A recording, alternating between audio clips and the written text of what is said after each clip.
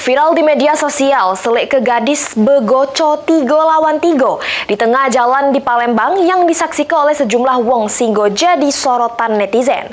Kepolisian yang mengetahui video viral tersebut melakukan penyelidikan.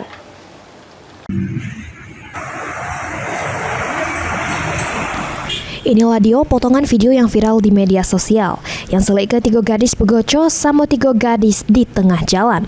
Bahkan ada sejumlah bujang gadis yang selik ke kejadian ini sambil nontoni, bukannya memisahkan.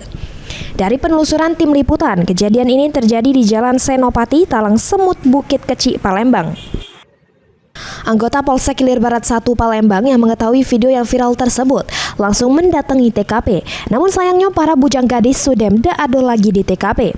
Polisi juga melakukan penyelidikan dengan memintai keterangan sejumlah saksi di sekitar TKP untuk mencegah kejadian yang sama terulang lagi. Polisi melakukan patroli serta standby di TKP. Ini masih kami dalami karena sampai dengan saat ini juga belum ada laporan terkait baik itu korban ataupun pelaku yang di lokasi tersebut.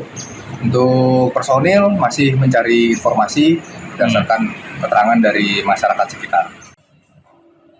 Polisi menghimbau para pelajar untuk tidak melakukan kegiatan yang tidak berguna supaya tidak terjadi tindak kejahatan akibat dari perbuatan bebala tersebut. Mulyadi, PAL TV.